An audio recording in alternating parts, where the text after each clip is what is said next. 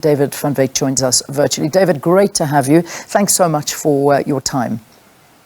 Thank you very much for having us on your show, Leanne. So we appreciate it. Fuel prices have been going up and up and up, but there's no getting used to this. I mean, people are strangled and suffocating, literally, everywhere they go, in every direction we turn. Is there anything more that the government can do right now? Well, I think that South Africa is very fuel dependent. It's 60% dependent on imported fuel. And, you know, with the load shedding, Eskom is consuming an awful lot of diesel in order to keep the electricity going, because we've got this very old fleet of power stations that if they don't run on coal, then they run on diesel. And when they break down, they switch over to the use of diesel. And so that's a huge consumer of fuel. But globally, we have a problem in that the third largest producer of oil in the global markets, Russia, has been taken out of the Western market in terms of sanctions. And so there's a huge gap in fuel supply globally, which is then pushing up the petrol and fuel prices. But, you know, in terms of the African economy, we really need to get intra-African trade and inter-regional trade within Africa. We've got Nigeria, which is a major producer of oil in Africa, the biggest producer, but it has a fuel shortage at the moment because its oil is basically controlled by BP and Shell, and they are selling to Europe, which is the preferred market at the moment, because they've got to try and fill that gap, because the biggest supplier to Europe was Russia. And so Russia was taken out of that. And so Europe is basically looking for fuel supplies from all over the world. Even in the United States, Biden in March announced that he was going to tap into the strategic fuel reserves of the United States. And we saw on Sunday 50% of flights in the United States cancelled because of a shortage of air traffic controllers and fuel, jet fuel. There's also a big worry that the West might be preparing for maybe a global war with Russia, and that could be a huge problem because all the fuel will be concentrated on military consumption rather than on consumer consumption, and that would push the prices of fuel even higher globally. So we really have a big problem. We have Sasol producing, it's the third biggest supplier of South African fuel after Oman and the United Arab Emirates. But Sasol is no longer a national asset. It's a privatized company now, and it charges South Africa the same prices as the global prices.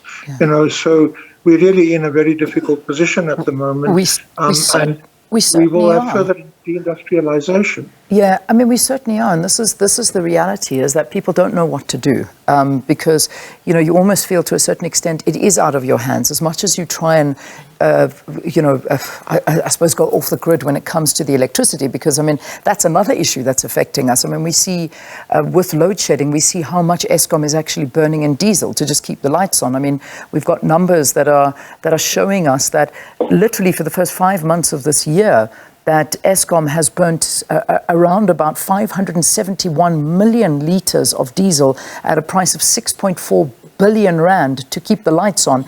And that price is increasing. So not only is it the people feeling the pinch, it's everything else. We've got to cover these costs as well. Prices are going up for electricity that we're not getting, and all of this, it's a very vicious circle. When do you predict this is going to stop?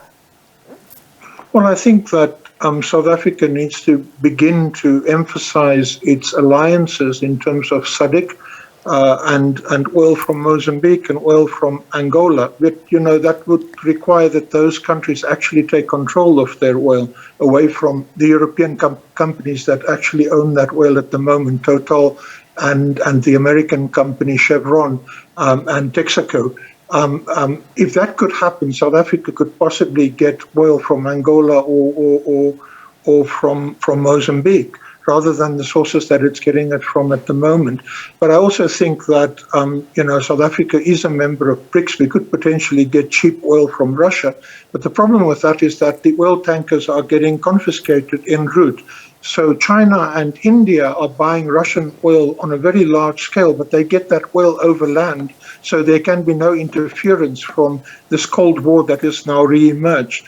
But if South Africa should try to buy oil from Russia, the problem is that the oil tankers will simply be intercepted by the West on the way here. So that source is not available to South Africa, unfortunately. And South Africa will have to look at the rest of Africa. The problem with Africa is that, we've decolonized our politics, but we've never decolonized our economies. And our economies are still dominated by European corporations and Western corporations that actually own almost everything in terms of our extractive industry. And we get very little benefit from that extractive industry, which is what Benchmarks really is about, looking at how the extractive industry in Africa is not actually living up to the expectations for the development of Africa because we don't own it. I mean, if we look around, we look at neighboring countries and with South Africa, and they are paying less despite these local and international factors that are causing all of this. I mean, would it not help if we really do have an active participation within looking at neighboring countries, looking at places elsewhere? Obviously, this is what you are recommending, that we look away from the West and we look on the continent. Well, I think that the current conflict in Europe is reflective of a shift of power away from the West towards the East, more or less towards China. And we have to look at Africa and creating the ability of Africa to stand up to both the West and China and to get the best possible global deals for the continent in terms of its development and also in terms of the interests of its people.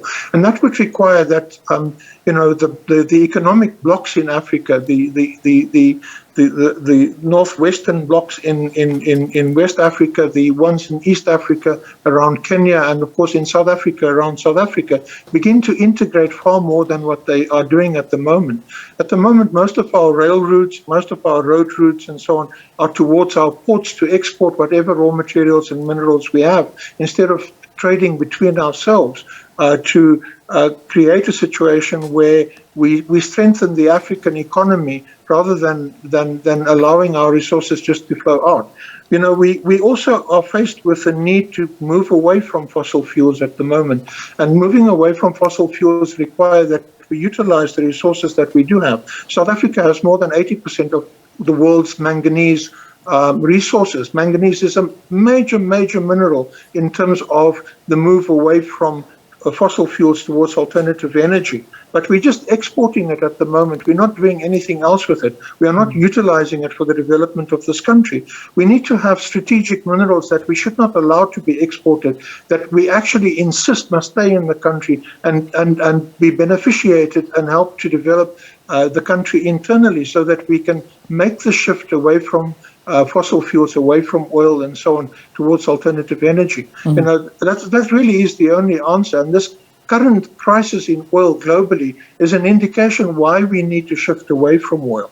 Yeah, and that's the million-dollar question, because then we're getting to alternative, looking at electric. I mean, we're going the route of getting electric cars, but how sustainable is that for an environment like South Africa, where we just don't have that infrastructure in place now, and we're struggling with electricity. I mean, if we just talk cars, going the electric route, could that be a possibility?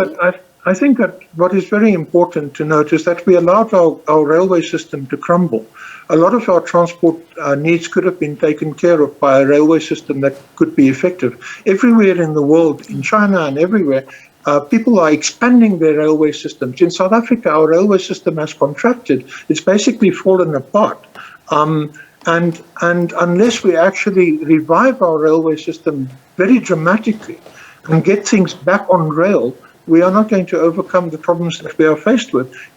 At the moment, we are very diesel dependent in terms of everything that we move in this country, whether it's our minerals to the ports or wherever, it's all on the roads. And currently, the petrol or the fuel levy composition has to do with road maintenance and infrastructure. And some 40 billion rands a year is raised by that fuel levy.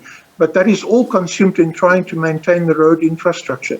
And it's very, very difficult to maintain that road infrastructure if it's overutilized. Things that should be on railway lines are actually on the roads. And of course, the second component of that fund, of that levy, is the road accident fund. And we have these massive road accidents annually because the roads are overutilized, especially by heavy transport and vehicles moving to the coast with the minerals that are being exported.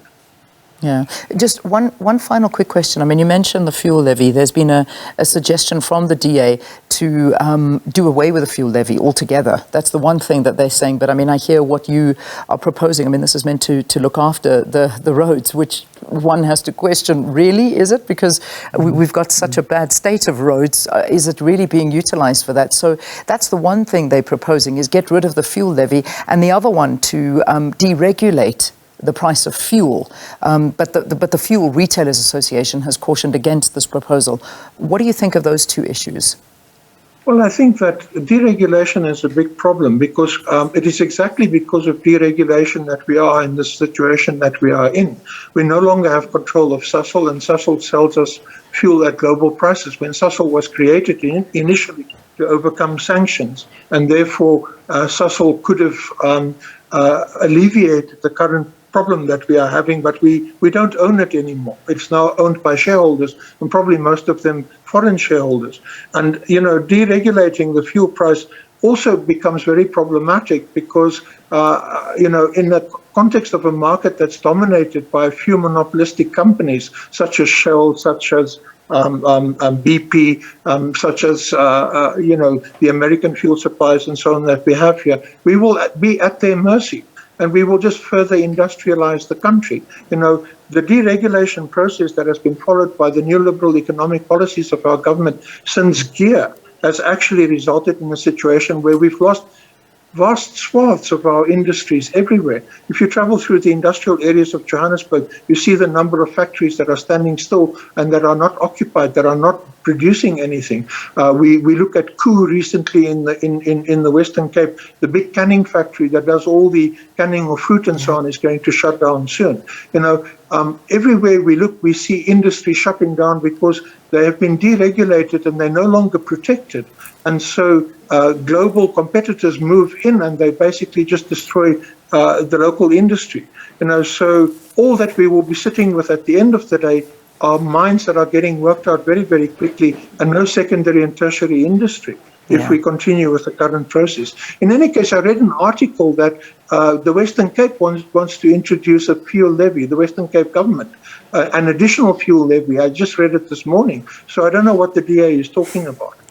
That is interesting. I'm going to have a look at that as well. Gosh, David, listen, thank you. I'd love to chat more, but we've got to get into our news. Thanks so much for talking to us. Benchmarks Foundation lead researcher David van Wyk commenting on the record high fuel prices, which are going up at midnight, and they're going to constantly go up until something is done.